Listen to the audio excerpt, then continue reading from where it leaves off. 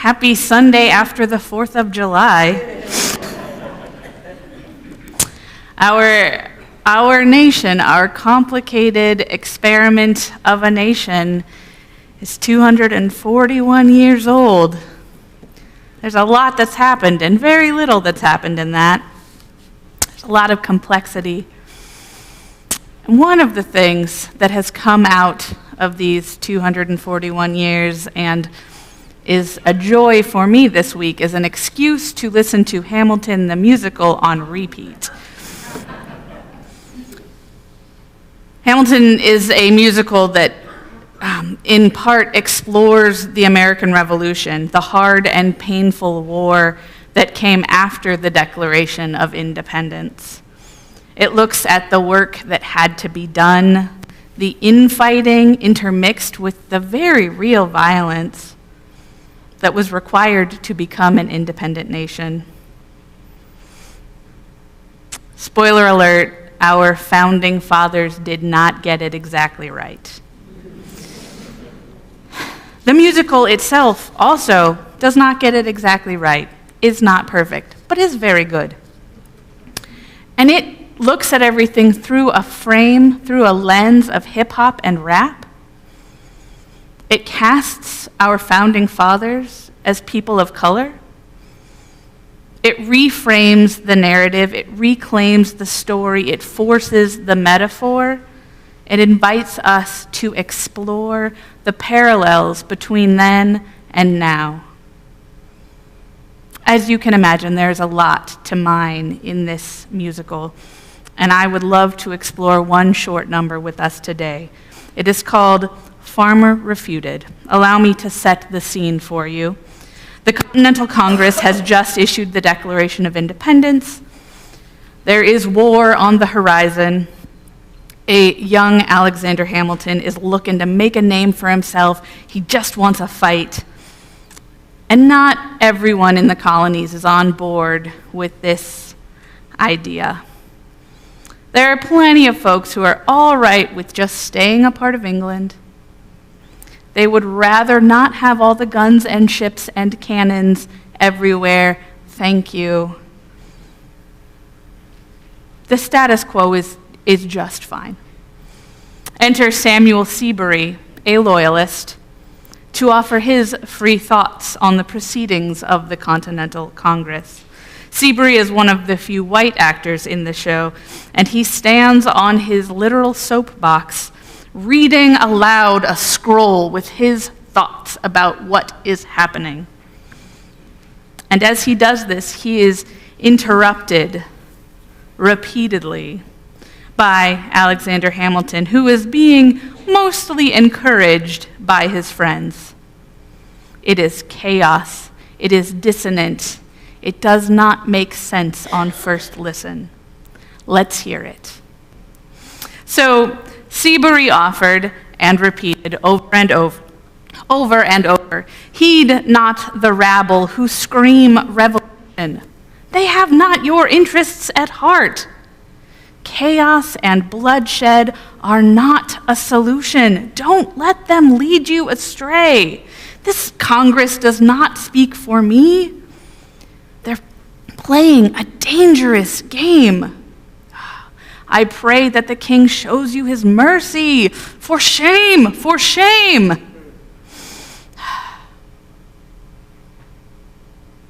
Samuel Seabury has lived a challenging but moral and upstanding life. He's done good work. He's been loyal to God and country. He is a leader in his community and his faith. And he senses a real disturbance and upset, and he appeals for calm. He appeals for rationality. May we all just please look at the methods being used. There is violence and chaos and real people getting hurt. Everybody, let's just take a deep breath. Just because the new Congress is supporting this doesn't mean it's what we all want, right? He's using his power, his position, his voice to try to keep what is so deeply important to him safe and secure. Isn't that often our instinct? To use what we have to protect that which we love and know? I know I'm inclined toward that. And as it turns out, Samuel Seabury in real life was an Episcopal priest. So he really was using his platform to speak for what seemed so important to him. And there's this rabble just coming up and yelling and being rude and disrespectful. This 19-year-old kid, Alexander Hamilton is a 19-year-old kid coming and poking at him. And yet, in this narrative, Alexander Hamilton is our hero. Why? How does that work? Here are the words he was saying as he was interrupting Seabury. He'd have you all unravel at the sounds of screams, but the revolution is coming. The have-nots are gonna win this. Chaos and bloodshed already haunt us. Honestly, you shouldn't even talk. And what about Boston? Look at the cost and all that we've lost, and you talk about Congress? And as Seabury continues his repetition over and over, Hamilton implores, if you repeat yourself again, I'm going to scream. Honestly, look at me. Please, don't just read. Don't modulate the key, then not debate with me. Why should a tiny island across the sea regulate the price of tea? He also includes a few jabs like, my dog speaks more eloquently, my dog speaks more eloquently than thee, but strangely your mange is the same. Shouting over and base insults hardly seem heroic. But in hindsight, those were his tools. Maybe they were heroic. Consider this, Hamilton is fighting for his survival, for the survival of a country. Turns out when a major power like England colonizes a nation, they want to remain in control and power at all costs. To be given the opportunity to thrive and even survive, they need to break free. And it will be hard and it will be painful, but it is important. There are so many forces arguing for the status quo.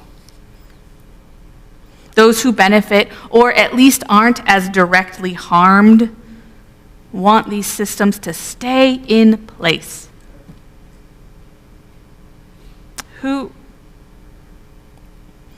Those who benefit from the systems are those most threatened by the revolution.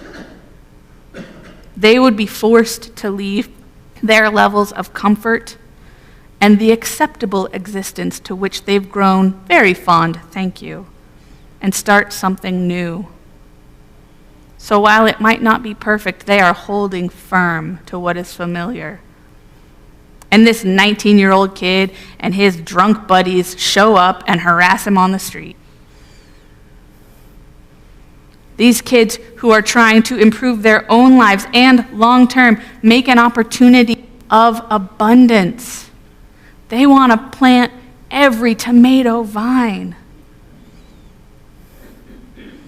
They are ignored, they are disrespected, and they are silenced constantly.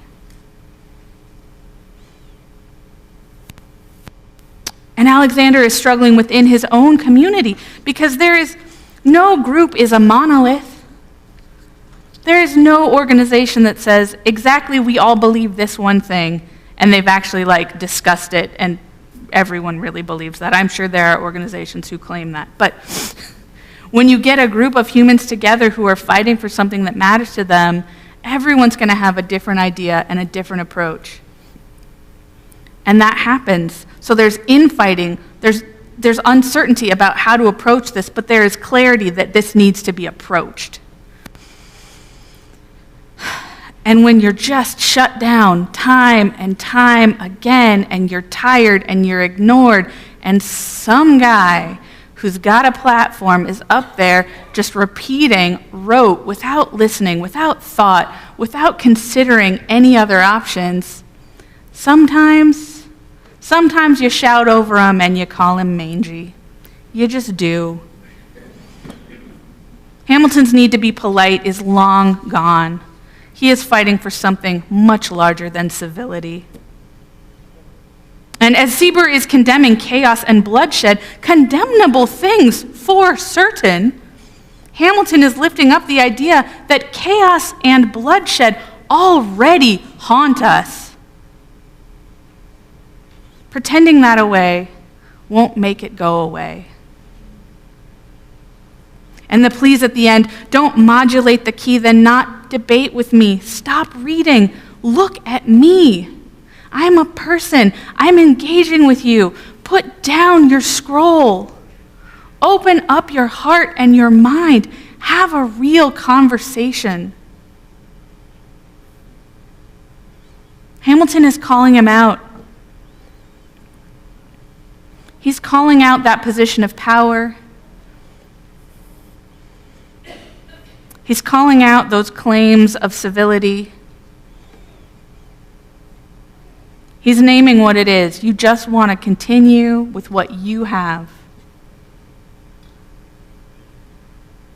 That was the messiness that was creating this country, which obviously was messy. Obviously, there were a lot of things that went horribly wrong and continue to be a problem and need to be addressed and constantly adjusted. And it's the 4th of July. It's time to look at that and think about that. But also, that narrative feels very familiar to me, to what's going on right now in our faith. That's very much what's going on in our world around us.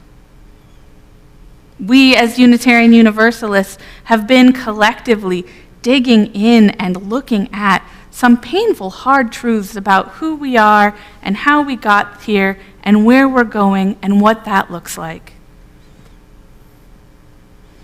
We are starting the hard work of unpacking cultures of white supremacy.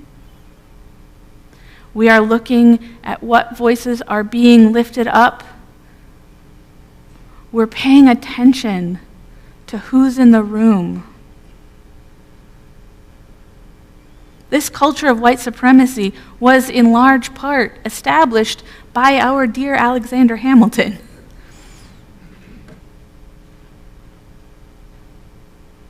And in this narrative, we all become Samuel Seabury and we all become Alexander Hamilton at different times. The work that was done nearly 250 years ago was important, was imperfect, and was incomplete, and we continue it today. There are 19-year-olds shouting at us now, disrespectfully, arrogantly, at inappropriate times. And I invite us to listen. I invite us to say, what do you have to say? Because there's one thing. I know that I can be Samuel Seabury. I know that I like comfort.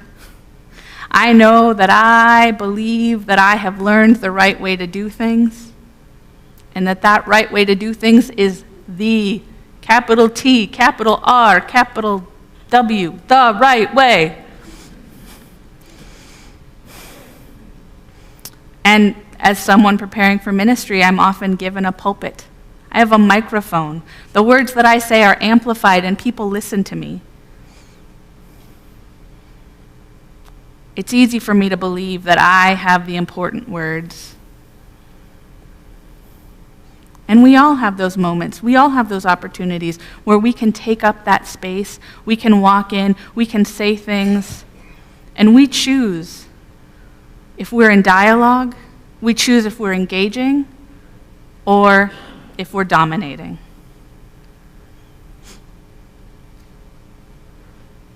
And I'm a pacifist. I don't like chaos and bloodshed. Also, I don't want to just be Samuel Seabury. I know I will be. I know I will continue to be that person. I know I will be a lovely, well-intentioned, passionate Samuel Seabury, time and time again, as will we all. Sometimes I will demand that my opinion be given priority. Sometimes I will use my position to cultivate power.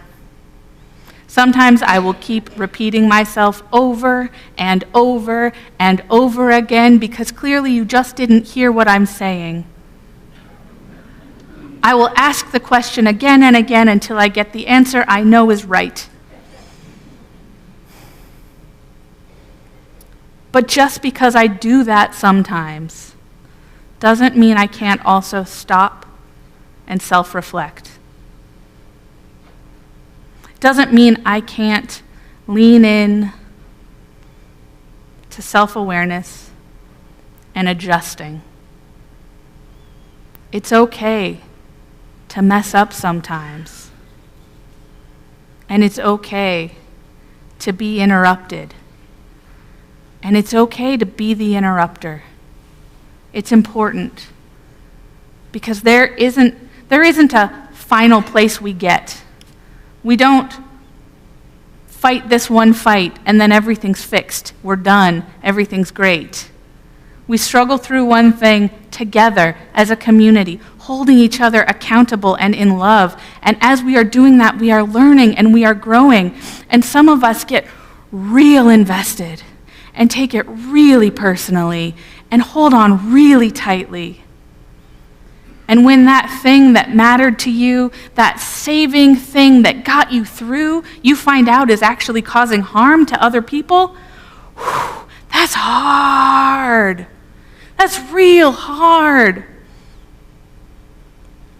And that's okay.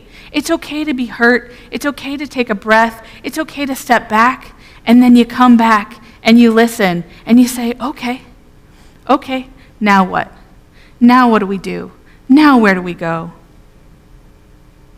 One of my favorite, very recent examples of this kind of work happened at our General Assembly. I know you heard all about it last week. This will be brief. But at our General Assembly, our gathering of Unitarian Universalists from around the country in New Orleans just a few weeks ago, we had something new. We had 3 moderators at all of our business meetings. So we had 3 people instead of 1 getting up. And these are people who are important leaders. These are very strong, progressive, anti-racist, dismantling the system, building up the system kind of people. Really there, really with it, really engaged. And every once in a while, they'd mess up. It was made aware to them that the way that they were pushing through stuff and making it happen, and it was great, and people were cheering, and it was amazing, we were getting stuff done, was leaving behind our delegates that were off-site. We give folks an opportunity who can't travel to wherever it is, to be present, to have a real vote. And there wasn't time for them to vote because of the way we were going through. And the initial response was yeah, we're going, we're doing this. And then there was a stop, there was a pause, there was accountability, because there was a team. There was a team of people looking at this who said, okay, what we could do is pause for 90 seconds. It's inelegant, it's imperfect, but it addresses what's going on. We'll apologize, we'll own what we've done, and we will make changes and move forward. We can do that. We can hear what's being shouted at us as we are in our positions and we are doing what we want to do and we are moving forward, and sometimes we will get the brakes put on us and we will stop and we will listen with open hearts. One of the great things that I've learned from working with youth and the youth community is there's some things that come up time and again in their covenants, and one of them is to step up and step back. And what that means is if you're just sort of on the sidelines, if you're a wallflower, if you don't engage in the conversations, if you don't really participate, you are encouraged to lean into that and be a part of things. You're encouraged to step up, to have your voice be heard. And if you're someone who responds to everything, who's on all the committees, who has an answer to every question in the discussion, who takes up a lot of space, that was me. You are invited to take a step back. You're invited to make space for other people to come in. And when you do that, when you step in and trust your voice and trust your instincts and challenge what's being said, you can change the world. And when you step back and listen and receive what's being shared, you can change yourself. And that's what changes the world. May we know what it is that we are fighting for, because we are fighting, and it is important. We are loving, and we are together, and things are complicated. We are in a moment, and each moment happens, and we are also in a movement. We are also in a lifelong journey. And that lifelong journey isn't our individual lives. It is the life of all of humanity. May we listen when we're being told that we're taking too much space. May we be willing to be changed and to grow. May we cultivate our understandings of abundance and share. May we together build a new way, and then another, and then another. May it be so.